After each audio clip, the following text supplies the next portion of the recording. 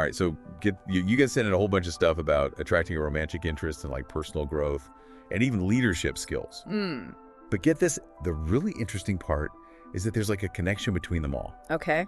Self-awareness, we're going to like dive deep into how understanding yourself can like help you make a great first impression, but then we'll like zoom out and see how those same skills can help you in like any area of life. Yeah, that's so true. It's fascinating how we like separate those areas in our lives, you know? Totally. But they're all super connected. And one of the sources we got like jumped right into this situation that'll probably catch your attention. Uh-huh. You see someone intriguing across the room and you lock eyes. What do you do next? Oh, okay. Now, before you think this is all about pickup lines like, wait, our expert sources say that it's actually something way deeper going on. Yeah, definitely. It's not about tricks or techniques or anything like that. It's about something called embodied self-awareness. And that means you're not just aware of like your thoughts and feelings, but you're also in tune with like how your body is reacting in the moment. Oh, so it's like noticing you have butterflies or your palms are sweaty, but not letting those things completely freak you out. Yeah, exactly. And here's something from one of the sources that might surprise you. Okay. Instead of trying to like ignore or suppress those feelings, you know, those nervous feelings, actually lean into them, like acknowledge them, even maybe give them a little nod in your mind. Really? It can really help you stay present and grounded. That's kind of the opposite of what you'd think you should do. I know, right? But it kind of makes sense when you think about it. Yeah. It's like you're taking their power away by just acknowledging them. Exactly, and that calm, grounded presence. Right? That's what makes you magnetic. Yeah. It's way more attractive than like forcing confidence or having some line you rehearsed. Okay, so embodied self-awareness, that's key for that first spark. But one of the sources says it's also super important for something we do like all the time. What's that? Communication. Oh, yeah, totally. They're spot on if you think about it. If you're not aware of your own like internal state, like your biases and assumptions and things, how can you really listen to and understand someone else? Wow, that's such a good point. So I guess this is where active listening comes in? Absolutely. One of the sources described it as listening with the intent to understand, not just to reply. That's where empathy really comes in. It's about putting yourself in the other person's shoes and making like a real effort to see things from their perspective. So it's less about waiting for your turn to talk and more about like really absorbing what they're saying, like their words and their emotions. Right. And to do that, well, you need to be aware of your own like inner chatter. All those judgments and assumptions we make can really get in the way of hearing someone. So basically being self-aware in a conversation means you're actually more present for the other person. Exactly. It makes me wonder if that same idea applies to when we need to stand up for ourselves. Like assertiveness, which can be hard to get right. Oh yeah, it definitely applies. One of the sources had this really cool way of talking about assertiveness. They called it confident vulnerability. It's about being secure enough in yourself to like say what your needs and boundaries are, but also doing it in a way that respects the other person and is open to hearing their side. So it's not about like pushing your way through, but more about finding a balance between your own needs and being considerate of the other person. You got it. And that ability to balance your own needs with others' needs is so important, especially when you have conflict. Right. And let's be real, conflict happens in every relationship, personal and professional. Yeah, for sure. And I know a lot of people avoid conflict, but one of the sources actually had a really interesting perspective. Oh, yeah. They said that when conflict is handled well, it can actually help you grow. I like that. That's a good way to think about it. Yeah. The key, like the source said, is to approach conflict with curiosity instead of getting defensive. So instead of seeing it as like a battle to win, you see it as a chance to learn and understand the other person's point of view better. Wow, I've never thought of it like that before, but it makes a lot of sense. Yeah. So it's about changing your mindset from I'm right, you're wrong to let's figure this out together. Exactly. And to do that, you have to be able to manage your own emotions, you know? Remember that embodied self-awareness we talked about? It's super important here too. I see the connection now. So when things get heated, instead of reacting without thinking, you can pause. Right. Notice what's happening in your body and then choose a better response. Exactly. And that ability to manage your emotions under pressure. That's what the sources call resilience. Okay. And it's not just about bouncing back from setbacks. It's about using those challenges to grow. This reminds me of something else the sources mentioned. What's that? The idea of reframing failure as feedback. Oh, yeah. That's a game changer. Imagine if you could see a setback not as like a personal defeat, but as valuable info that can help you with your next move. So like that business idea that totally flopped. Mm-hmm. Maybe it wasn't a complete failure, but a lesson in market research or how to figure out your target audience. Exactly. One of the sources even told a story about bombing a big presentation, but instead of letting it crush them, they thought about what went wrong, got feedback from people they trusted, and totally changed their approach. And their next presentation standing ovation. Wow, that's such an inspiring example of how reframing failure can lead to growth. Yeah. It makes you realize that setbacks are often just setups for something even better. For sure, and that's a perfect transition to another key takeaway from the sources. Okay. Creativity. Uh-huh. They argue that it's not just for artists, it's a skill anyone can develop and benefit from. This is where it gets really exciting, right? Yeah. Because they're saying that creativity is more than just painting or writing songs. It's about using that same innovative thinking for any problem or challenge you face. Absolutely. And one of the sources actually gave this simple but really effective exercise to boost creativity. Yeah. They called it question storming. You basically take any problem you have and brainstorm as many questions as you can about it. Okay. No judging, no censoring, just questions. So instead of trying to find solutions right away, you just ask a ton of questions. Right. And here's the cool part. Yeah. The source said that by asking questions, you often find solutions you didn't expect or see the problem from a whole new angle. I love that. Yeah. It's like you're opening your mind to possibilities you didn't even see before. Exactly. It makes me wonder if that same kind of open-mindedness is important for good leadership too. It totally is. And this is where the sources connect everything in a cool way. They say that good leadership isn't about having power or all the answers. Okay. It's about making an environment where everyone feels like they can contribute their talents and ideas. So it's less about being the hero leader who fixes everything and more about making a space where everyone can shine. Exactly. And to do that, well, one of the sources talked about the importance of something called servant leadership. Oh, I've heard of that. Can you remind me what it means, though? Sure, it's basically a leadership style where you put the needs of the team first instead of your own ego. It's about empowering others, taking away obstacles, and making a culture of collaboration and respect. That sounds really powerful. Yeah. Especially these days when working together is so important. Yeah. And it makes me think of all those times I've seen leaders try to micromanage everything. Right. And it just kills creativity and innovation. Totally. One of the sources had this great analogy. Okay. They said, leading a team is like conducting an orchestra. Each musician has their own instrument and what they're good at. Right. A good conductor doesn't try to play every instrument themselves. Yeah. They make the conditions for each musician to shine. That's such a good analogy. Yeah. It shows how important it is to trust your team and give them space to do their best work. For sure. And to do that well, a leader needs to be really self-aware. They need to know their strengths and weaknesses. Right. And be willing to let others do things they might be better at. It's interesting how we keep coming back to this idea of self-awareness. I know, right? It really does seem like the foundation for everything we've talked about. Yeah. From making a good first impression, to communicating well, to leading a team with empathy and vision. It really is. And it's not something you're just born with. Right. It's something you develop with practice and by trying. And one of the best tools for developing self-awareness, according to the sources, is something called mindfulness. Let's dive into that. I've heard a lot about mindfulness, Okay. but I'm really curious to hear what these sources have to say about it, especially in the context of all these other skills we've been talking about. Sounds good. So mindfulness, it's more than just a popular word. It's something you can actually do that can really change how self-aware you are. I'm listening. I know the basics, like paying attention to what's happening right now without judging. Right. But I'm curious how the sources connect mindfulness to all the other stuff we've been talking about. Well, one source described mindfulness as a mental gym for your attention muscle. Okay.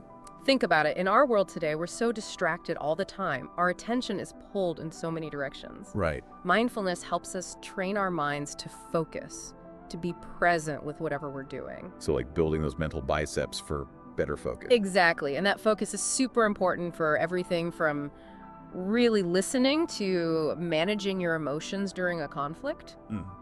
One source even suggests a quick mindfulness exercise you can do anytime you're feeling overwhelmed or anxious. Okay. It's called the 5-4-3-2-1 technique. How does that work? Super simple. but it really works. You Right. just take a moment to notice 5 things you can see, Okay. 4 things you can feel, 3 things you can hear, 2 things you can smell, and 1 thing you can taste. I like that it's like a quick reset button for your nervous system. Exactly. And that ability to reset, to come back to the present moment, that's a superpower when you're dealing with tough situations. And this whole conversation about mindfulness and self-awareness makes me think about another important skill: What's that? setting boundaries. Oh, yeah. That's a good one. I struggle with boundaries. Sometimes I feel guilty saying no or putting my needs first. Yeah, I get it, but one of the sources made a really interesting point. Oh, yeah. They said that setting boundaries is actually about respecting yourself, not being selfish. That's interesting. They even gave a helpful way to think about setting boundaries. They called it the CLEAR approach. Okay, I'm taking notes. What does CLEAR stand for? It stands for communicate clearly what your boundary is, limit setting to what's essential, explain briefly why the boundary is important, acknowledge the other person's feelings, and respond consistently to boundary violations. Wow, that's really helpful. Having that structure makes it less stressful. Yeah, It's not about being perfect. It's about having a plan for those tricky situations. exactly. And having clear boundaries actually frees you up to be more present and engaged in your relationships, both personal and professional. That makes sense. It's like when you're not always worried about people crossing your boundaries, you can relax and be yourself more. Right. It's interesting, though, because one of the sources also talked about being adaptable and flexible, especially as a leader. Uh-huh. So how do you balance that with having clear boundaries? That's a great question. And one of the sources actually talked about that they used the metaphor of a tree. They said a tree needs strong roots to stand tall and weather storms, but it also needs flexible branches that can bend with the wind. I love that analogy. Yeah. So our boundaries are like the roots giving us that solid base. Yeah. But we also need to be able to adapt and change, like the branches, when things change around us. Exactly. And to do that well, you need to know when to stick to your boundaries and when it's okay to be more flexible. And that, as you might guess, takes self-awareness. It's all connected, isn't it? It is. Seems like every skill we've talked about comes back to self-awareness. It really does. And it's not just about you growing as a person. It's about making a better world for everyone. One of your sources actually said that self-awareness is important for being a good citizen. That's interesting. I've never thought of it like that. What did they mean by that? Well, they said that when we're more aware of our own biases and what we assume, we're less likely to fall for fake news or just go along with the crowd. We're better at having real conversations with people who have different opinions, which is super important for a democracy to work. So it's like self-awareness has a ripple effect that goes beyond our own lives and changes how we interact with the world. Exactly. And speaking of changing the world, the sources also talked about something really interesting: What's that? the power of purpose. Okay. They argued that finding your purpose can really motivate you and make you feel fulfilled. Yes, one of the sources had this really inspiring quote. Oh, yeah. I said, purpose is not something you find, it's something you create. I like that. I love that because it means you don't have to stress about finding your one true calling. Right. You can just create a life that feels meaningful to you. Exactly. And they had a really helpful exercise for figuring out your purpose. Oh, yeah. They called it the Ikigai framework, which comes from the Japanese idea of a reason for being. I've heard of Ikigai. It's about finding that sweet spot where your passions, skills, values, and what the world needs all come together, right? Exactly. And the source said to think about 4 questions. What do you love to do? What are you good at? What does the world need? And what can you get paid for? It's like a compass that can help you figure out your job, your creative stuff, even your volunteering. Yeah. It's about making what you do match up with what's really important to you. And speaking of matching up, your sources also talked about balancing ambition with well-being. Yes, one of the sources actually questioned that whole hustle culture thing, Uh-huh. They said that always trying to get more can actually make you burn out and feel unhappy. They're right.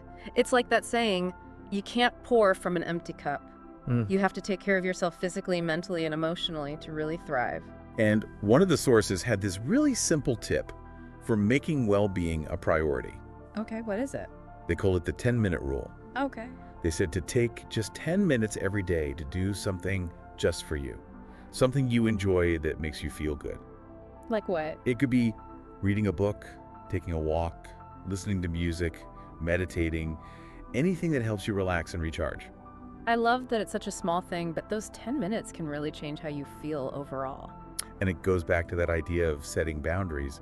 If you can't even find 10 minutes for yourself, Right. it might mean you need to rethink your priorities and set some stronger boundaries. Absolutely. And speaking of boundaries, one of the sources told a story about having to set a tough boundary with a close friend. Oh, wow. It was really stressful for them and they didn't want to say anything, but they realized they had to for their own well-being. I bet that was hard. What happened? They had a heart-to-heart with their friend, explained how they felt, and set a clear boundary. It wasn't easy, but in the end, it actually made their friendship stronger because it was based on honesty and respect. That's a powerful example of how setting boundaries, even when it's tough, can actually make your relationships better. Exactly. And it reminds us that growing as a person is often messy and uncomfortable, but those challenges are often what lead to the biggest changes. Right. And that brings us back to something we talked about before, the growth mindset. Yes. One of the sources said, a growth mindset is the belief that your basic qualities are things you can develop through your efforts. Okay. They went on to say that people with a growth mindset see challenges as chances to learn and grow, All right. while people with a fixed mindset see setbacks as proof that they have limits. It's a big difference, isn't it? It is, and one of the sources shared a really interesting study that showed how powerful a growth mindset can be. Okay, tell me about it. They followed two groups of students who were having trouble in math. Ah. One group got lessons on how to develop a growth mindset, Okay. while the other group got regular math instruction. What happened? The students who learned about growth mindset got much better at math, Wow. while the other group kept struggling. That's amazing. It's incredible how just changing your beliefs about your ability to learn can totally change how well you do. It really shows how powerful our thoughts and beliefs are. Yeah. It makes me think of all the times I've held myself back because I didn't think I could do something. We all do that sometimes, but the good news is you can develop a growth mindset with practice. Okay. And one simple way to start is by paying attention to how you talk to yourself. So like noticing when I'm putting myself down or saying I can't do something. Exactly. And when you catch yourself doing that, try to change those negative thoughts into more positive ones. Instead of saying, I'm not good at this, Yeah. try saying, I'm still learning and I'm getting better every day. It's about changing that voice in your head from criticizing yourself Yeah, to being kind to yourself. exactly. And that self-compassion is so important for resilience. I see the connection now. So when you mess up, which everyone does, instead of beating yourself up, you can be kind and understanding to yourself, Exactly. knowing that everyone makes mistakes. Right. And that self-compassion actually helps you learn from your mistakes and come back stronger. It's like that saying, fall 7 times, stand up 8. Exactly. And that resilience is so important for dealing with life's ups and downs, especially when you're chasing your dreams. For sure. And speaking of dreams, one of the sources talked about doing things even when you're scared. Oh, yeah. They actually quoted Marianne Williamson, who said, "Our deepest fear is not that we are inadequate. Our deepest fear is that we are powerful beyond measure." Wow, that's powerful. It really is. And it resonated with me because I think so many of us hold ourselves back because we're afraid of what we could achieve. Yeah, totally. But the sources said that fear is a natural part of growing. It is. It means you're pushing yourself outside your comfort zone. One of them had this cool metaphor. Oh, yeah. They said, fear is like a wave. Okay. You can't stop the waves from coming, but you can learn to surf. I love that. So it's about learning to ride those waves of fear and use that energy to move forward. Exactly. And one of the best ways to do that is by taking small steps towards your goals, even if they're scary. So break down those big, scary goals into smaller, easier steps. Exactly. And celebrate those small wins along the way. That positive energy can help you keep going and get over those fears. It's amazing how everything is connected, isn't it? It is. Self-awareness, boundaries, purpose, resilience, growth mindset, they all work together to help you grow and feel fulfilled. It really is. And, this whole conversation makes me think about something one of the sources said about finding joy in the journey, not just focusing on the end goal. Oh yeah, they said, life is not about waiting for the storm to pass. It's about learning to dance in the rain. That's beautiful. And it reminds us to find moments of joy and be grateful even when things are tough. Absolutely.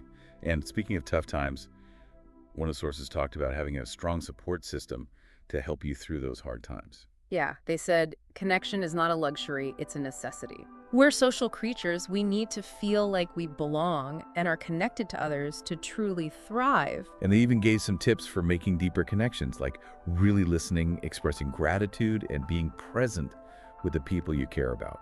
Those are great reminders. In a world that's becoming more and more isolating, it's so important to prioritize those real human connections. And they also talked about asking for help when you need it. Yeah, They said, asking for help is not a sign of weakness, it's a sign of strength. I totally agree. It takes guts to admit you need help, and it can be really freeing to let others support you. And sometimes that support can come from surprising places. Uh-huh. One of the sources told a story about going through a really hard time. Uh-huh. And a stranger they met on a plane ended up giving them encouragement that completely changed how they saw things. I love that story. It reminds us that kindness and compassion can come from anywhere, and that even small interactions can have a big impact. And it's funny because we started this deep dive talking about making a good first impression. But as we've explored all these skills and mindsets, it's become clear that real connection is about way more than just those first interactions.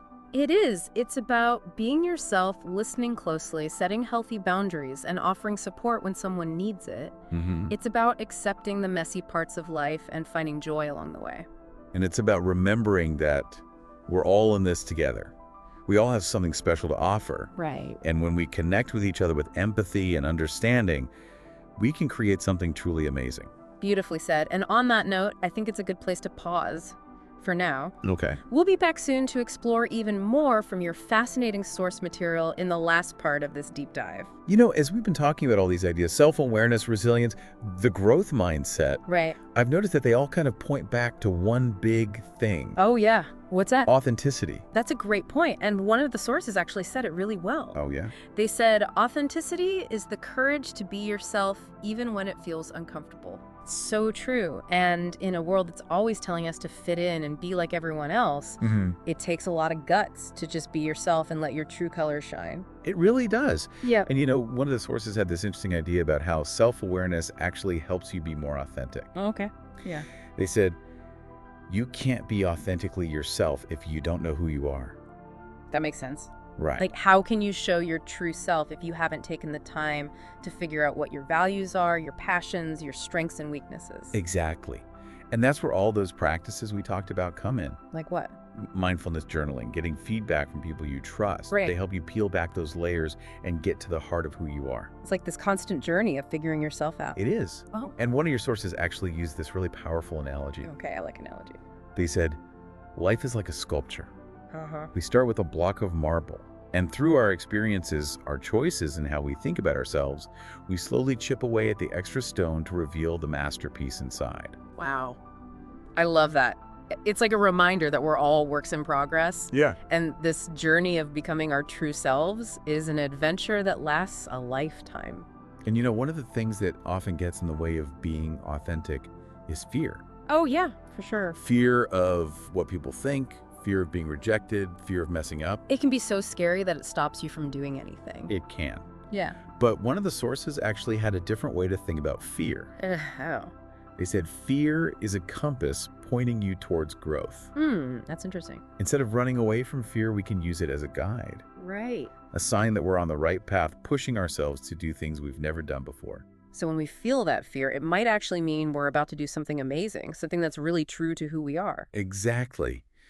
And one of the sources actually told a story about a time they faced a big fear and how it ended up being one of the most fulfilling experiences of their life. Oh, wow. Tell me more.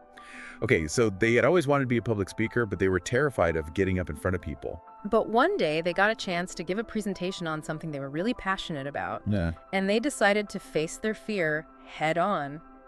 That's so brave. It was, and they said it was scary at first, but as they started talking, they felt this incredible rush of energy and connection with the audience. That's amazing. And afterward, people came up to them with tears in their eyes, saying how much their words had touched them. Wow, that just shows how facing your fears can not only help you grow, but also inspire and connect with others.